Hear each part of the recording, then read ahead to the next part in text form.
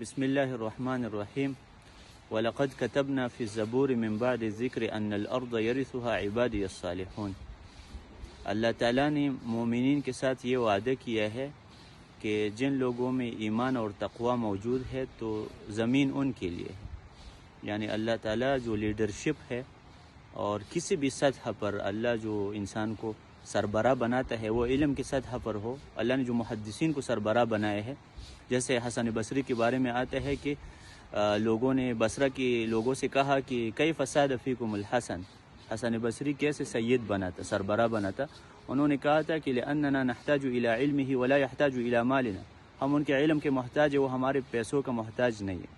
تو اسی طرح جو بھی شخص سربراہ بنتا ہے وہ صلاح کی وجہ سے بنتا ہے کہ انسان خود اپنی اصلاح کر دے، افراد کی اصلاح کرے۔ دیکھیں جو لوگ کہتے ہیں کہ ہم نظام کو چینج کر کے لوگوں کو ٹھیک کریں گے، یہ درست نہیں ہے۔ ہر بندہ اپنی صلاح کرے گا، اپنا نیک بنے گا۔ تو اللہ نے کہا وَلَقَدْ كَتَبْنَا فِي الزَّبُورِ، ہم نے زبور میں یہ بات لکھی تھی من بعد ذکر ان الارض يرثها عبادی الصالحون، کہ صالحین اس زمین کا اصل وارث ہے، اللہ تعالیٰ ان کو دے گا۔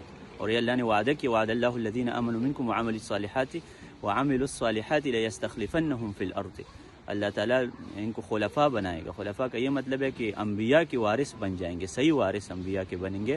تو وہ تقویٰ کی یعبدوننی لا کام کرے، اللہ کے عبادت اور شرک سے بچے۔ تو اس وجہ سے افراد کی اصلاح بہت مہم ہے۔ ہمارے ساتھ غرب نے کیا کیا، فکری جنگ میں ہمیں مبتلا ہے، فکری جنگ۔ کیونکہ یہ دیکھیں پہلے بھی کفار نے کتابیں لکھی تھی کہ نصر بلا حرب، ہم مسلمانوں پر غالب آئیں گے جنگ کے بغیر۔ یعنی ایک قوت عسکری ہے اور ایک یہ ہے کہ قوت فکری غلبہ کفار کا موجود ہے۔